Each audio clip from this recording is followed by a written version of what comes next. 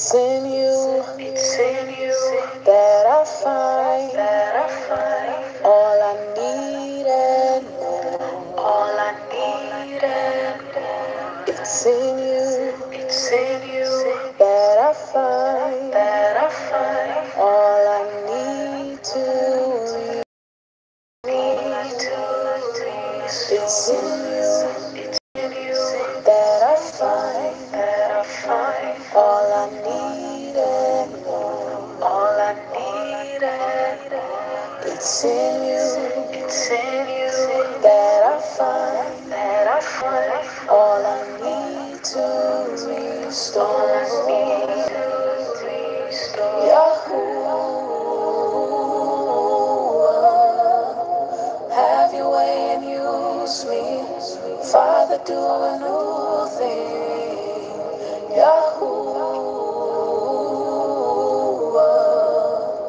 though men won't receive me, I know my works are pleasing. Oh, have your way and use me. Have your way and use me. Can use me. Oh, have your way, God. Have your way and use me. Have your way and use me. Have your way, yeah. Have your way and use me. Have your way, yeah. Have your way and use me. Have your way, yeah. Have your way and use me. Come in this place. Have your way and use me. Consuming fire.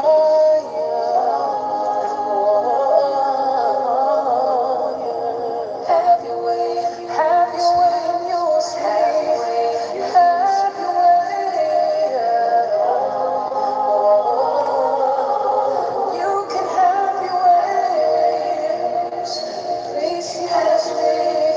Please use me, yeah. You can use me, yeah.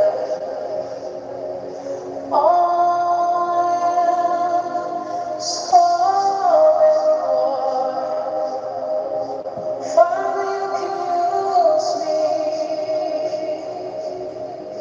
yeah.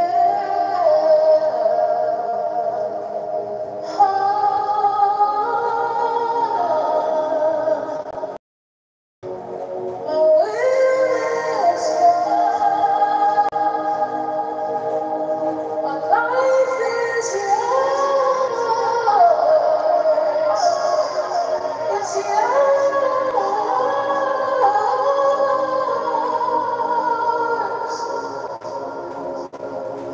Oh, it's yours. It's yours.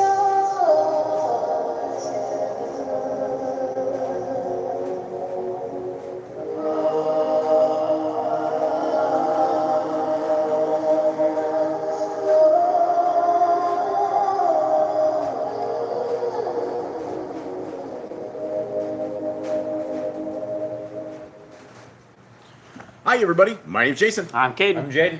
I'm Nicole. I'm Eli. And we are the Yahuwah and the Torah YouTube channel. We're the Yahuwah and the Torah website. And we are also your family, and you guys are our family. It's been a while. And our family has been kind of went under the bus a little bit. We had some tragedies. We lost a member of our pack life, of our pack. So our 10 pit bulls is now down to 9. And we are trying to deal with this as a family. And that's where we are. And we have not been doing much of anything. We missed you guys. We truly missed all of you guys out there, but it was one of these situations that we were barely able to hang on ourselves, let alone try to hang on with all of you guys, and we didn't feel that it was right to bring you guys down with it. And so we are back, and we are doing better. We're faring, and we hope that you guys are doing very well out there. We love you guys, and again, we missed you guys a lot. And so, Cade, will you begin us in prayer, if you will, please? First name, Father, thank you for bringing us all back together as a united family for you, a family that is devoted to your word, to your Torah, to your Son, to your will. We ask that you all give everyone here rest today, that we enter into your rest, that we enter into your your love and your kindness and your Torah, that the words you have for us today, what you have us reading, it is sanctified by you, it is blessed by you, that no words come out of our mouth that did not come from you. I thank you for all these people here. I thank you for all the people of you that have separated themselves from the world, have separated themselves from the rest of the people to become a part of Israel, to become part of something greater than what this world can offer. We thank you for all that you have done for us. We thank you for your Son, and we thank you for your servants that brought the Torah to us. And we ask that we use this and we use it to the best of your glory. In Yahweh's name, amen. All right, amen.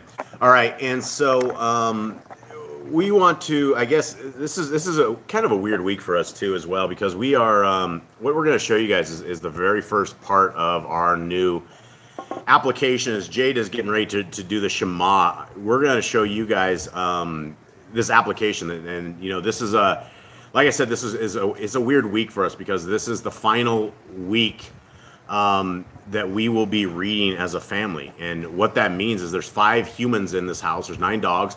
For about the last year, it's been either 3 or 4 humans at all times that have been reading through these scriptures. And Mr. Cole, do you have a number of books that we have? Is it 90? How many books is this? I think it's 94.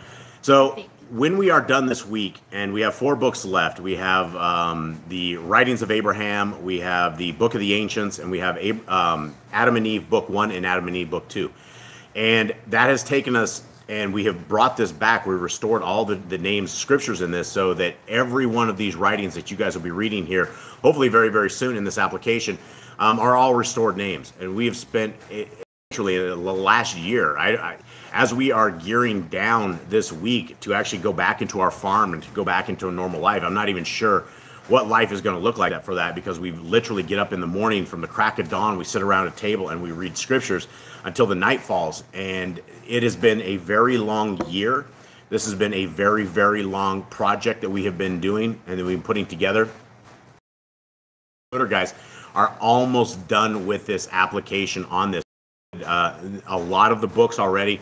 We're going to give him the very last of the books this week, as soon as we finish these up. And what you're looking at is you're looking at a 100% free application that will be available on anything that is Android, anything that is Android TV, Android tablets, Android phones, anything that has an Android operating system, which is a tremendous amount of stuff.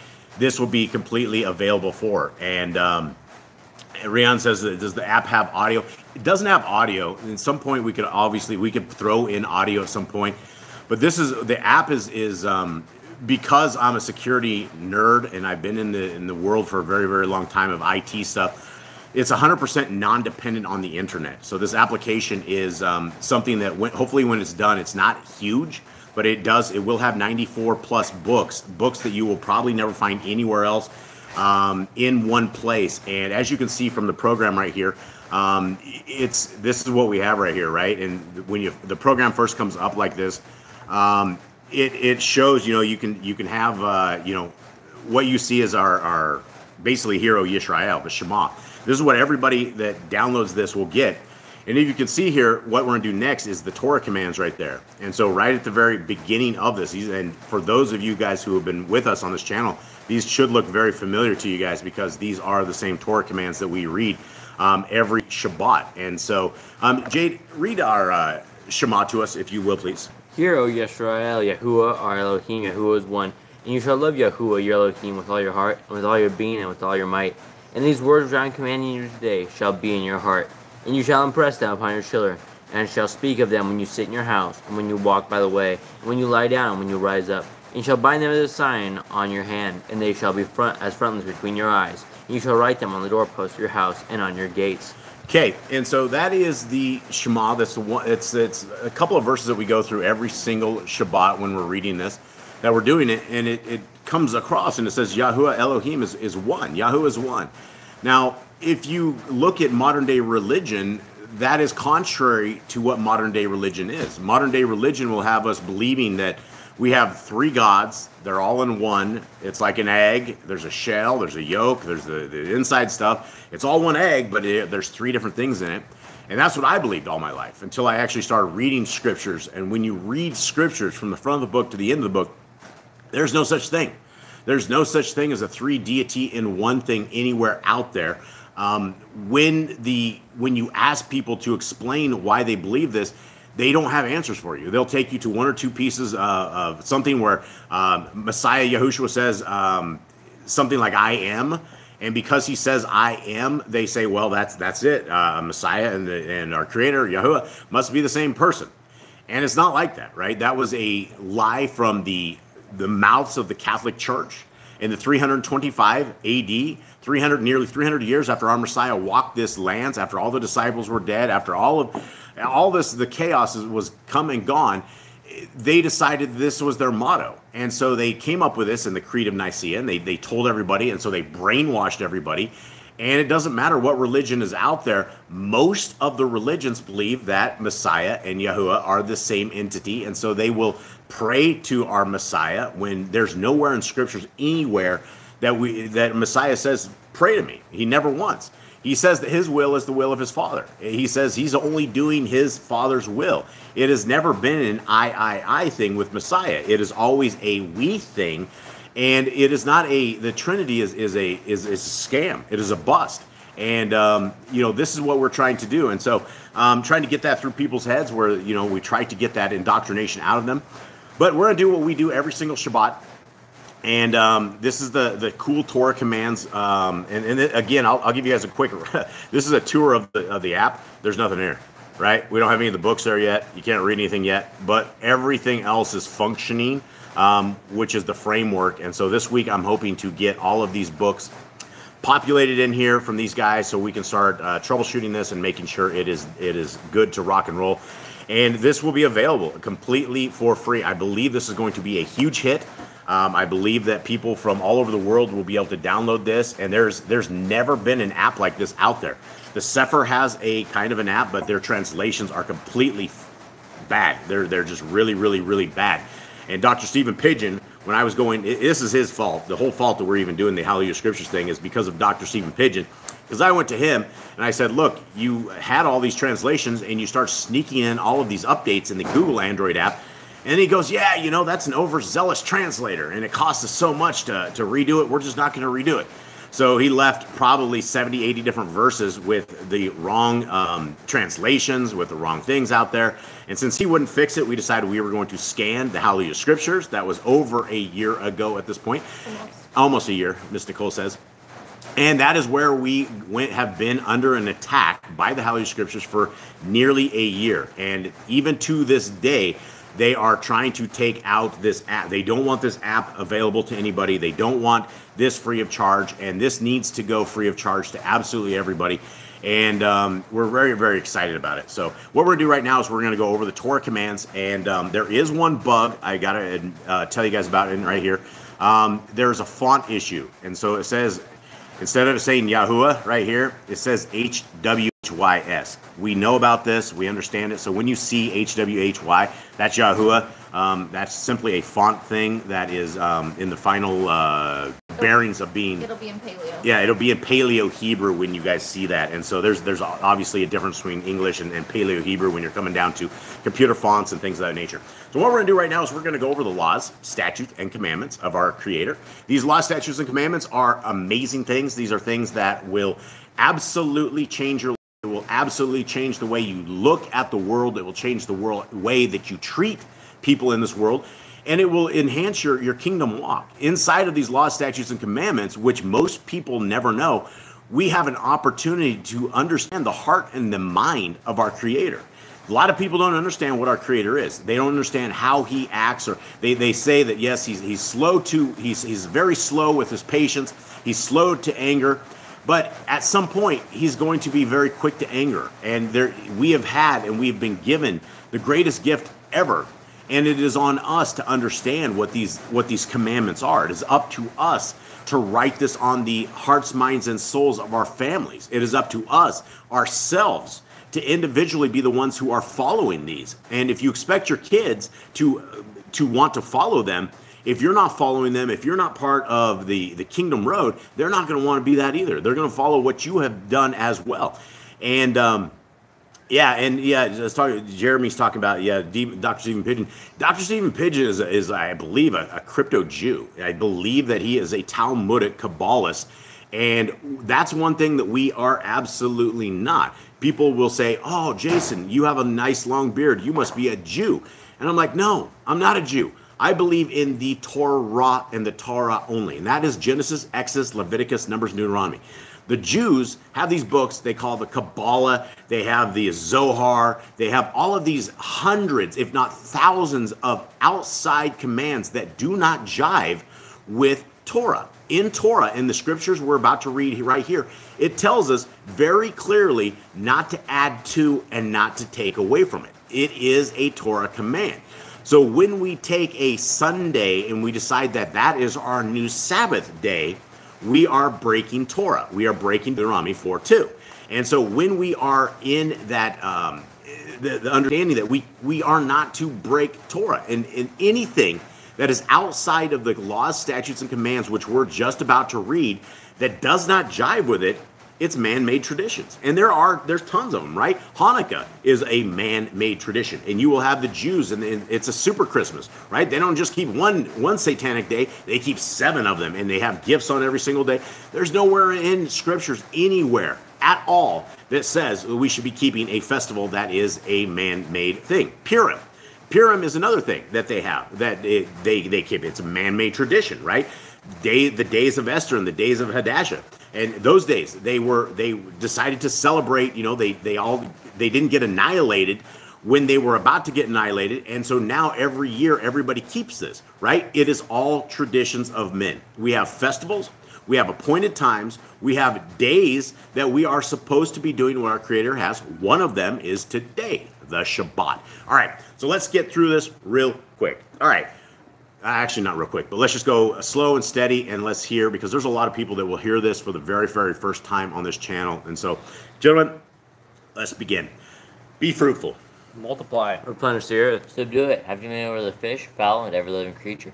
The herb bearing in every tree is for food. Man and woman should build their own families. Master sin. Every clean moving thing that lives shall have food for you. Do not eat the blood. Walk before me and be perfect. Guard Yahuwah's covenant, laws, statutes, and commandments. 53 times, over 53 times, friends.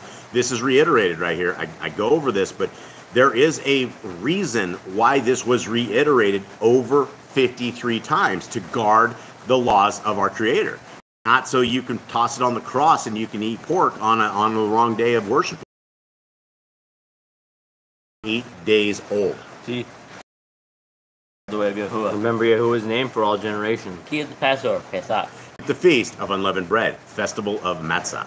There's one Torah, law for the stranger and the Abram. Sanctify all firstborn to Yahuwah. There are no mighty ones before Yahuwah. You shall not make graven images. Do not bring Yahuwah's name with naught. Keep the Shabbat. Honor your parents. Do not kill. Do not break wedlock. Do not steal. Do not make false accusations against your neighbor. Do not covet anything of your neighbor.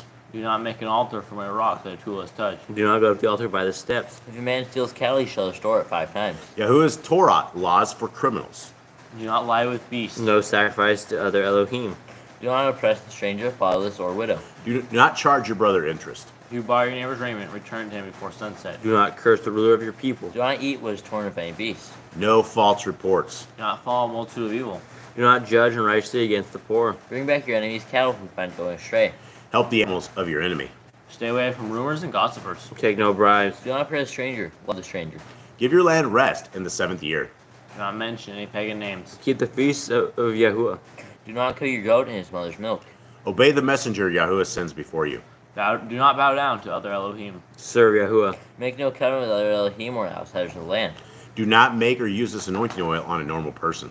Do not make or use this perfume on a normal person. Do not eat the fat. Do what you say you are going to do.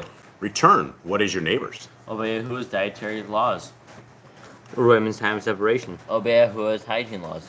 Keep the day of atonement, Yom HaKippurim. Do not uncover the nakedness of your family. Woman's sister for a wife. Do not lie with a woman for uncleanness. You shall not sacrifice your children to Moloch. Do not be a sodomite. Be Kodesh. Do not reap the corners of your field. Do not deal falsely or defraud your neighbor. Do not lie or be a liar. Pay your workers for the day's wage they are due. Do not harm the disabled. Do not endanger your neighbor.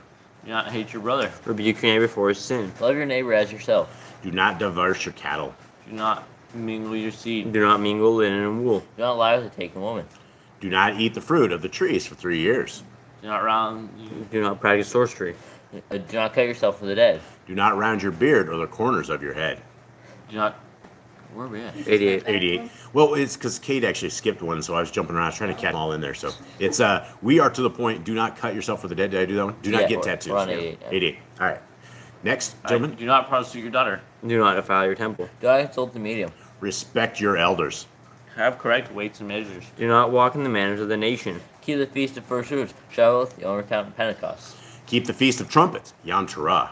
Keep the feast of Sukkot, Shemini Atzeret. If you blaspheme the name of Yahuwah, you shall be put to death. If you kill your neighbor's animal, you must give him another. Repay injury for injury. Honor the Yobel. Confess your sins to Yahuwah and repay who you have trespassed against. The Torah being a Nazir. Wear tzitzits on the four corners of your garments. The law of whoever touches a corpse. Follow Yahuwah's Torah, law of inheritance. Torah, law of keeping your oath to Yahuwah. Do not add or take away from the word. Guard your soul. Learn to fear Yahuwah. You shall love Yahuwah with all your heart. Bind the Torah laws upon your hand and the frontlets between your eyes. Write the laws on your doorposts. Do not tempt Yahuwah. Do what is right and good in the sight of Yahuwah. Do not be afraid of your enemies. Remember Yahuwah. Circumcise your heart. Cleave Yahuwah. Swear by his name. Destroy graven images. Do not make an idol of Yahuwah as the pagans do to their Elohim. Rejoice in all Yahuwah has blessed you with.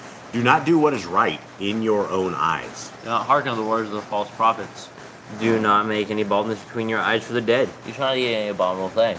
You shall give to a stranger of clean food that dies of itself, but you shall not. Give tithe of your increase of seed year by year. Laws of the end of the 7-year lease. Do not borrow from the nations. Do not harden your heart, nor shut your hand from the poor. 3 times a year, all males shall appear before Yahuwah. You shall make judges and officers at your gates. Do not plant Asheroth poles near the altar. I see 2 or 3 witnesses. Hearken unto the prophet Yahuwah has chosen. The prophet test of Deuteronomy. Do not remove your neighbor's property line. How to deal with false witness among Torah keepers. The first child is to get all portions. If your brother's tailored clothes are lost and you find them, you must return them. A woman should not wear what pertains to a man, nor a man wear what pertains to a woman. If you find a bird's nest with the mother and the babies or eggs, take the babies but not the mother. If you build a new house with a flat roof that they'll be lived on, you must put a railing around it. Do not be a prostitute. Do not use dirty money. The law of divorce. Do not take You on to his house to get your payment. He is bringing it to you. That was his pledge. Do not oppress a hired servant that is needy. Every man shall be put to death for his own sin. Do not go back to the forgotten sheep in the field, leave it for the stranger, fatherless and widow. Do not muzzle your ox when he treads out grain. If your brother dies and has a wife, and name the firstborn after your brother. At the end of 7 years, you are to read the Torah at the Feast of Sukkot. All right.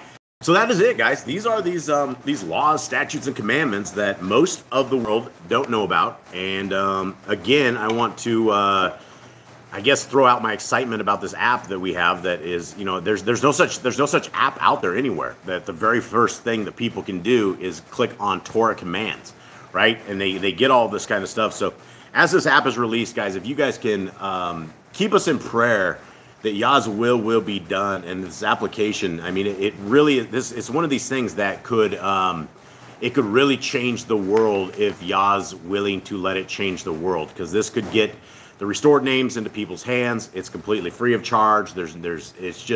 Everybody in the world has Android apps. There's a lot of people I know have iOS stuff and Apple stuff, and that is coming at some point as well.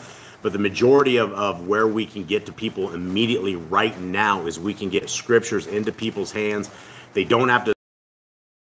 Everybody, even the homeless people nowadays, even have phones and all these kind of things like that. So I think everybody has these kind of things. And so this is going to be very, very exciting. And as this progresses, please keep us in prayer for all of this. All right. Now we're going to go into a little bit. Eli, grab me into the summary, right? Summary, yeah. Go in the summary first. You want to say hi to everybody? Oh yeah, let's say hi to everybody. Miss Nicole, sorry, I was just running my own thing here. So, Miss Nicole, who do we have in here? Who's our family that we have in here now and in the future? And let us go. So right now we have Brother Glenn Brother and Glenn, his wife Morena. Morena, much love. Graham is here. Grandma, much love. Jeremy, cover to cover with Jeremy Pierce. Awesome. Jeremy's a stallion. He's an awesome dude. Joanna, Joanna. Yay. Honeymoon Stitch, which Honeymoon is Stitch. Isn't Brian. that Brian? Yep. Hey, what's up, Brian? What's up, Zachary bro? Z and Rhiannon. Slagger family, what's up, guys? Much love. Carla. Oh, Carla, and say hi to Joey, our dear sister Carla. We missed you guys. You missed all of you guys. We really did. Jeannie, Not of This World. Jeannie. Joanna. Hi, Joanna. We have a new name. Her name's Rosie Chica. Hi, Rosie Chica. And our sister Annie's here. Annie's here? Anne's Sister here. Annie here? Yep, Anne's Wow, here. Sister Annie's here. Wow. And Philly.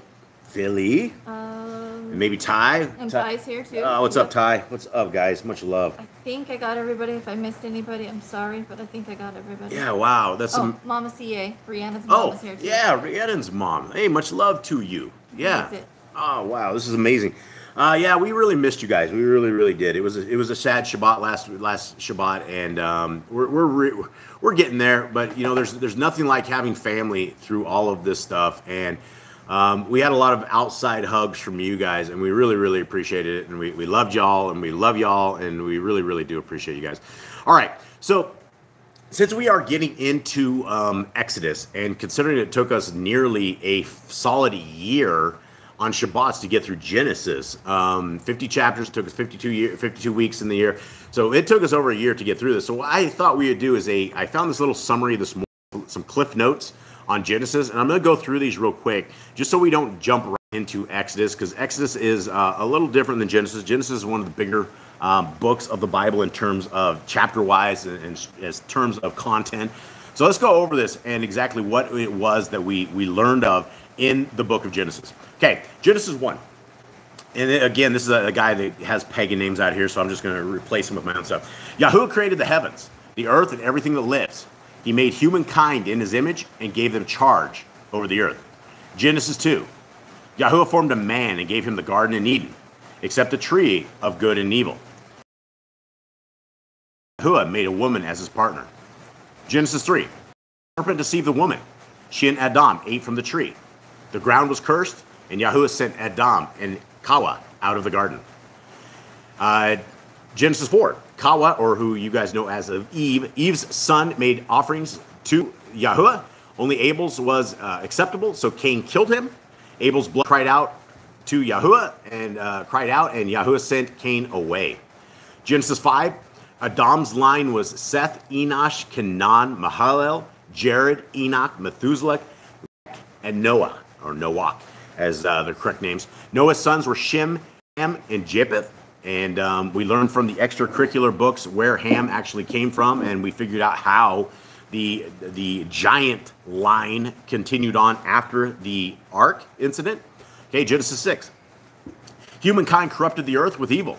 Yahuwah decided to destroy them. He told Noah to build an ark to be saved from the flood. Genesis 7. Noah and his family went into the ark with 2 of each creature. It rained for 40 days and 40 nights, and the earth was covered. Genesis 8. The flood abated. Noah sent out a raven and 2 doves. When the earth was dry, Yahuwah called them out from the ark, and then Noah built his first altar out there. Genesis 9. Yahuwah blessed Noah and set the rainbow as a sign that he would never flood the earth again. Noah got drunk and cursed Ham's son, Canaan. And there's a huge incident on that. We've figured all of that out. And, you know, you guys can definitely go back through any of our old videos where we actually go through these, because there is a ton, because we went through this with the Targums. And again, we scrapped the Targums because there was just a little too many bones in there for the likes of what we're trying to do. Genesis 10. Japheth's line lived in the coastlands. Ham's included Nimrod and the Canaanites. Shem's lived in the east. These formed the nations. Genesis 11. They began building a great tower for themselves, but Yahuwah confused their language. Shem's line included Abraham, who married Sarah. Genesis 12. Yahuwah told Abraham, "Go, I will." In Egypt, Abraham lied about Sarah, and Pharaoh. Genesis 13. Abraham journeyed with his nephew Lot. Their servants argued, so Lot went to Sodom, Abram to Canaan. The Yahuwah promised Abraham the land. Genesis 14.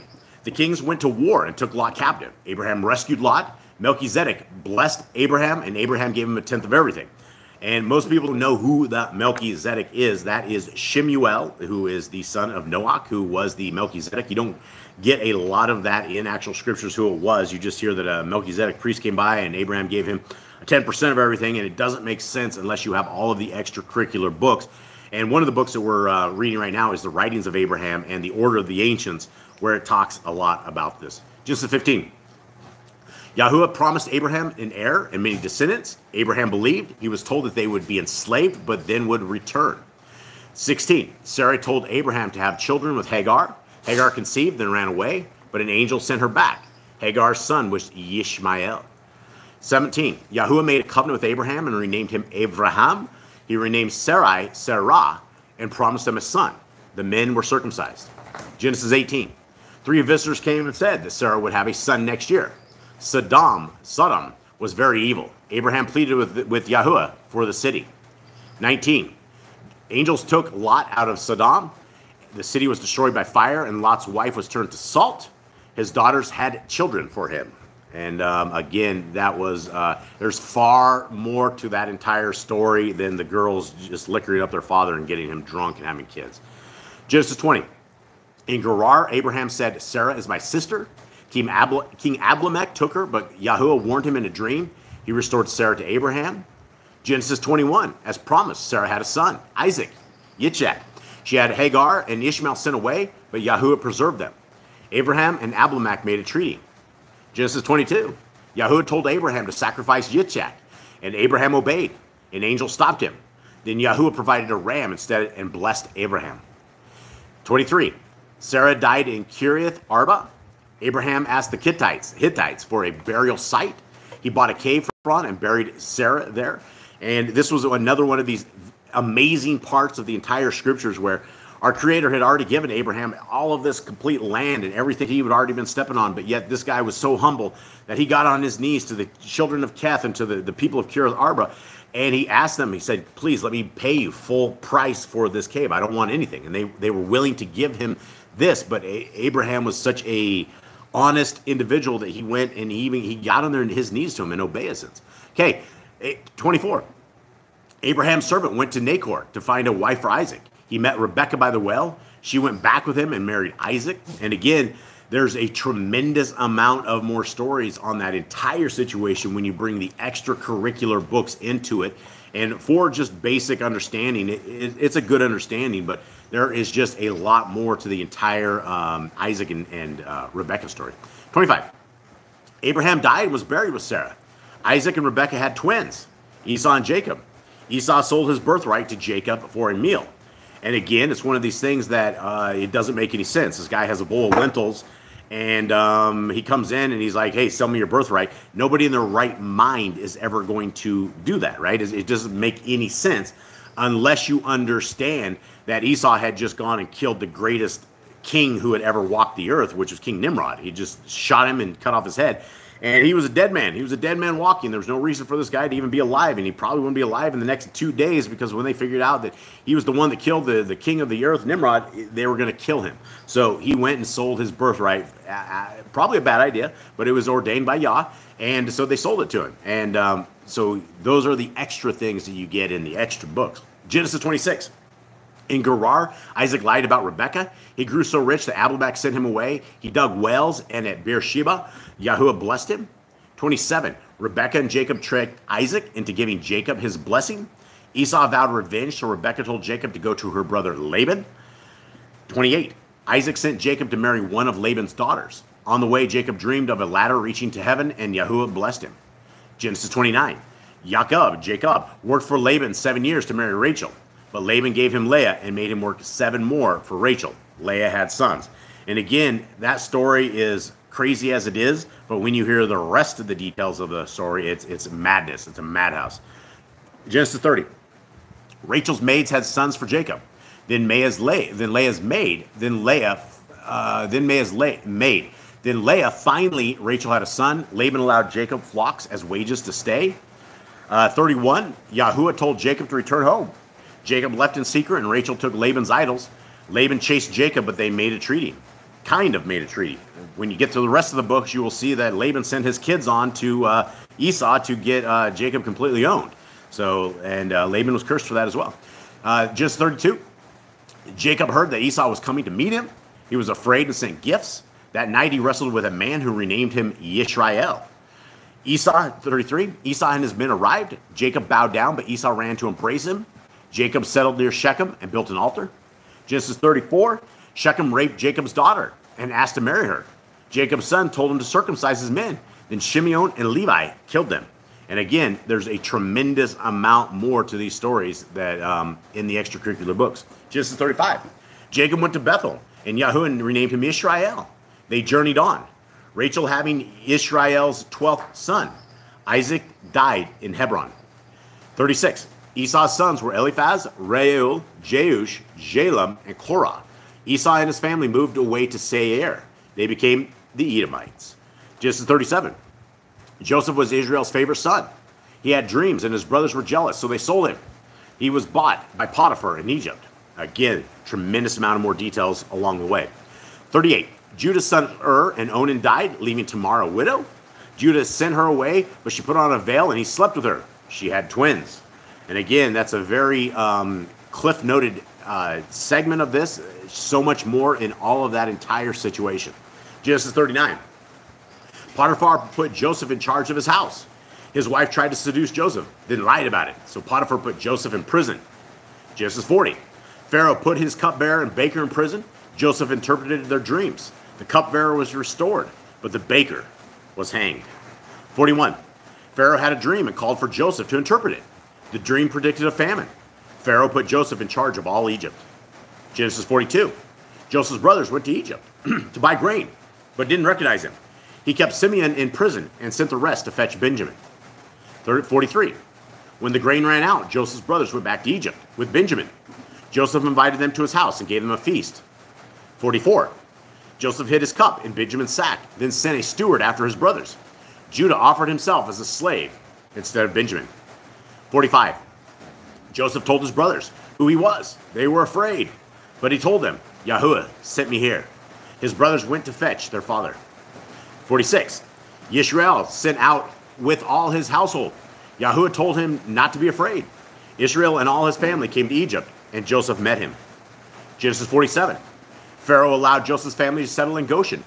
The famine continued, and the Egyptians sold all they had to Pharaoh for food. And Genesis 48, Jacob became ill. Jacob blessed Joseph's sons as his own, putting Ephraim and Manasseh. 49. Jacob gathered his sons and blessed each of them. He charged them to bury him with Abraham in the cave in Canaan, and then he died. In Genesis 50, Pharaoh allowed Joseph to go and bury Jacob before Joseph died. He said that Yahuwah would lead his people back to the promised land. Okay, and so what we are doing today, guys, is we are into the book of Exodus. And so this is the second book of the Torah. And so we are going to be reading it with the Septuagint. And so this is a Septuagint version that we have right here. And it's a little bit different than the Targums, but it's very, very close to the same scriptures that we all read and we all know. So we're only going to put this up on top so we have just a litmus test of what we're reading here and make sure all of these translations are roughly the same. But Grant has a question. Yep. Does it say anywhere that Tamar was the daughter of a Levite? Tamar was the daughter of a Levite. What do we got? No, she was a daughter. I think she's like either a granddaughter or great granddaughter of Shem. Yeah, so that was yes. I don't think it was Tamar who? Tamar, the Judah's the girl that. She's a Canaanite.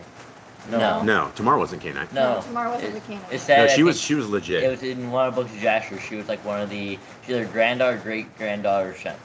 Yeah, I think it was a real close line on that. She definitely was not from the nations. I think she was like the daughter of Eber. Daughter of Eber. Yeah, so that's a good question, Graham.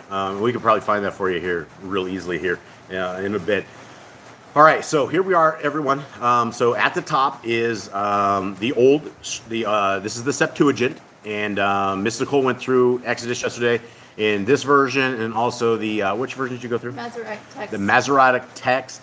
And it's all virtually the exact same. And so let's begin Exodus 1. And Mr. Nicole, is there anything else happening in the chat room?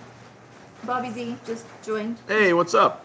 Chris. And then also, I don't know. It's in Spanish, I think. Spit it out. Or That's Italian or something. I don't know. it's Jesus Christos, his Jehovah Sabbath, I think. So Jesus Somebody. Christ, what? It's Jesus Christos. It's a Is that his name? It's a HISOUSKRISTOS. It's not exactly. It's not Spanish. Is this a message or a person? This As a is the person. person. That's Oh, the name. So, well, much love to you there, Jesus Christos. and then Sylvia just joined in. too. Miss Ewards, much love to you, Sylvia. Good to see you, dear sis. Much love. All right, so let us continue on into Exodus 1, and we will continue on with the Torah. And this is the Torah that we're supposed to write on our hearts, minds, and souls. All of these kind of these stories and all of these situations, everything that we're putting here, this is our history. This is our guide to life. And a lot of times we don't need to fall into the same kind of problems that all of our forefathers fell into, because we have their examples and we know how they made it and we know how they got through there. And the one thing that, as we made it through 94 plus books, some of these books we read 6 times a pop. In Genesis, there were some sections of Genesis we read within 3 to 4 of us up to 6 times to try to get this as perfect as possible. But there is there's no place outside of the Torah that you're going to find this kind of information, this kind of rules and regulations and the things that we can govern our life by. And we've been sold a kind of a flavorless Kool-Aid of religion when it comes to religion in general. And that flavorless part of religion is that it's a mercy religion. There's no real rules or regulations because the rules have been nailed to the cross. They don't mean anything to us anymore. And that is watered down Kool-Aid with no sugar. It's just a terrible tasting drink that has no fluidity to it at all. And when we read scriptures, it becomes very, very clear that all of this, the scriptures that we're reading, are very, very important to all of us. And the kingdom walk, the walk to get to the kingdom, isn't a set and forget. It's a lifestyle change that we have to have. And it all begins with that step, keeping Shabbat, keeping the laws, keeping what our Creator wants, getting in covenant with Him. And so this is part of it. And so let us begin right here. And this is Exodus 1 as we begin. And these are the names of the children of Yisrael, who came to Mitzrayim with Jacob, each one with his household: Reuben, Shimeon, Lewi, Yehuda, Yissachar, Zebulun, and Benjamin. Naphtali, Gad, and Asher. All those who were descendants of Jacob were 70 beings, as Joseph was already in Mitzrayim. Okay, and just for clairvoyance, let's just look at the top of this right here. And it says the exact same thing. So there's no reason to actually read the top part of this at all. It says the exact same thing. So let's continue on. 6. And Joseph died, and all his brothers, and all that generation. And the children of Yisrael bore fruit and increased very much, multiplied, and became very strong, and the land was filled with them. Then a new sovereign arose over Mitzrayim, who did not know Joseph. And he said to his people, "See, the people of the children of Yisrael are more and stronger than we. Come, let us act wisely towards them, lest they increase. And it shall be, when fighting befalls us, that they shall join our enemies and fight against us, and shall go up out of the land." Now, a couple of things that we do not get in regular scriptures that you do get in the extracurricular books is, number one, the Levites were not part of these people that were, they were enslaved inside of Egypt, but they did not begin this work of slave ship where everybody else did. Excuse me. And so that's something to take note of. And I do not believe this actually tells us this in the regular scriptures, but the Levites were the only ones who weren't sacred. And to get the people of Yisrael to become slaves, it wasn't just a, let's go do this thing. There was a plot, there was a plan, and the plot and the plan is something like this. You will go out and you will work with the Israelites. You will be their co-workers. And over time, we will start removing you and having them work more. And then we will continue on, and we will basically leave them as slave labor and force them to do all of this. And so this was a process. This was a progress. They didn't just take the people that were somewhat free in Egypt and make them into slaves. This was a calculated thing. And so let's continue on real quick on this. Did you have something, Eli? I was just saying they basically gave them a wage. They gave them and the Mitzrites both wages, and then as the Mitzrites dropped out, then when they were all gone, they stopped giving them wages and they forced them to work. Yeah, exactly. And those are things, again, unless you read the extracurriculars, you don't understand how this went down. Okay, 11, I think we're on, right? Yeah. Okay, so they appointed slave masters over them to afflict them with their burdens. And they built for Pharaoh supply cities. Pithom and Ramses. The more they increased and grew, and they were in dread of the children of Israel. And the Mitzrayites made the children of Israel serve with harshness, and they made their lives bitter with hard bondage, in mortar, and in brick, and in all kinds of work in the field, in the field. And their work, which they made them to do, was with harshness. Then the sovereign of Mitzrayim spoke to the Hebrew midwives, of whom the name of one was 𝐤𝐄𝐄𝐄, and the name of the other Puah. And he said, when you deliver the Hebrew women and see them on the birth stool, if it is a son, then you shall put him to death. But if it is a daughter, then she shall live. But the midwives revered Elohim and did not do as the sovereign of Mitzrayim commanded them, and kept the male children alive. And again, when we start rolling through these extracurricular books that are all over the place, there were a ton of things leading up to all of this. They were definitely slaughtering the males of Israel during this time, as many as they could possibly do. Now, these midwives, who were the doctors, kind of doctors back in the day, their objective, their job from Pharaoh was that they needed to deliver the kids, toss the boys in the river, and keep the women, keep the girls. And there was a lot of action. Do you remember any of this action on this, Eli? Kind of, yeah. What do you got? It's basically to say what's going to happen here, I believe. That they're like the Ephraim are stronger than the Mitzrites. That they don't have that they already like basically give birth before the midwives even get there. Yeah. All right. You have something in the chat room, Mr. Cole? No. Okay. Not really. We just had somebody saying there was rapture. Uh-oh. So Uh-oh. everybody was letting them know that that's not true. Uh-oh. Okay, here we go. 17. But the midwives revered Elohim and did not do as the sovereign of Mitzrayim commanded them, and kept the male children alive. So the sovereign of Mitzrayim called for the midwives and said to them, why have you done this and kept the male children alive? And the midwives said to Pharaoh, because the Hebrew women are not like the Mitzrayite women, for they are lively, and give birth before the midwives come to them. So Elohim was good to the midwives, and the people increased and became very numerous. And it came to be, because the midwives revered Elohim, that he provided households for them. And Pharaoh commanded all his people, saying, throw every son who is born into the river, and keep alive every daughter. All right, so that is about the end of this. I guess that went. What kind of input do we have from the chat room? Yeah, as far as the midwifey time, honored occupation, yeah, absolutely, yeah. If only we had midwives nowadays versus the kind of crazy doctors that we have nowadays. Yeah, the rapture doctor was invented by a man. Yeah, absolutely. Yeah, the whole thing, and that's the thing. You can watch any of these YouTube channels, and I used to watch this guy a long time ago, just for content on my own channel, JD Farag, and he's this huge Christian guy, and he's the rapture guy, right? He's like, oh, the rapture's here, the rapture's coming. And, when the events of 2019 and the events of 2020 came around, and, you can't say anything on YouTube about any of those things. He was just like, oh, the rapture's right here. It's just, and people became complacent. They just became like, the rapture has people not doing things that they should be doing because they think that they're going to get a free ticket out of this place. When you read scriptures, when you read all the way to the end of Revelations, there's no free ticket. There's no such thing that comes out. In fact, even in Revelations, when it's talking about some of the saints, some of the guys that are up there talking to Yah, they're like, hey, how long is it going to be till this is done and over? And he's like, well, the rest of them all have to die first, right? It's all a bloodbath. And they're like, oh, okay. So the whole rapture thing where people are sitting there eating pork, worshiping on the wrong day, they've nailed the laws of our Creator to the cross and live like straight up Gentile heathens. Nobody's going to be raptured. There's no such thing. If there was a rapture, it would not be for disobedient children.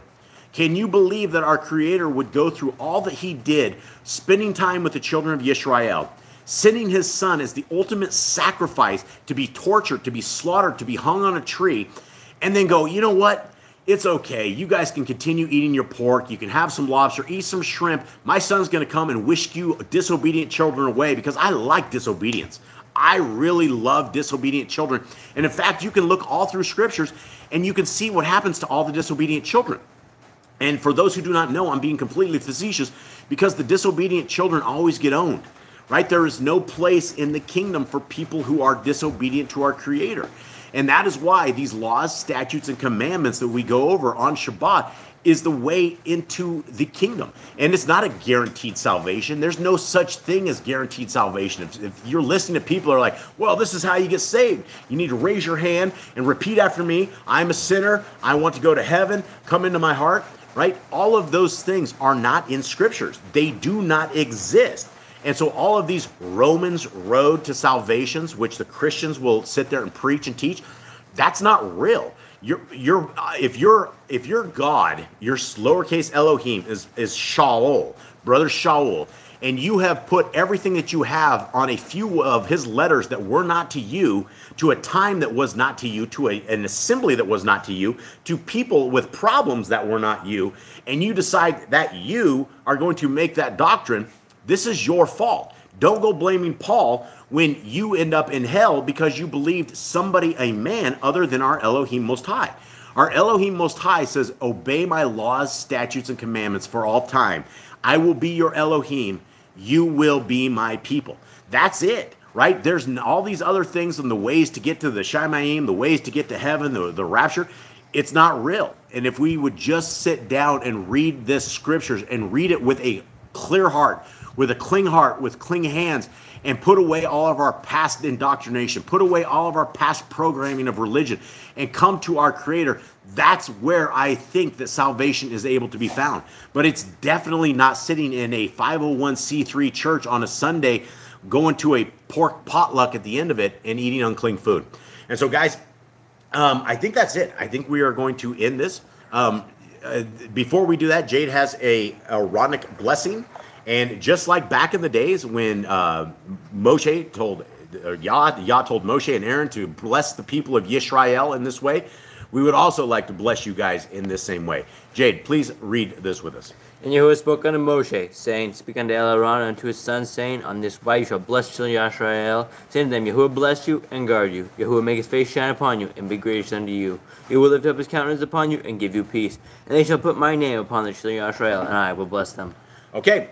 All right, guys. If you guys have any prayer requests or anything, stick it in. There's an email in the bottom of the description of this. If we can pray for you at all, we are definitely happy to pray for you guys. We love you all very much. Please keep us in prayer throughout forever. We need you guys as much as you guys need us, and we love you all. And thank you guys so much for everything, guys.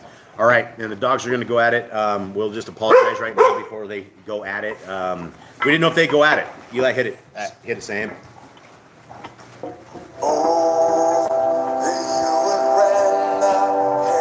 And calm down. Oh, the heavens and calm down. Oh, that you would rend the heavens and calm down.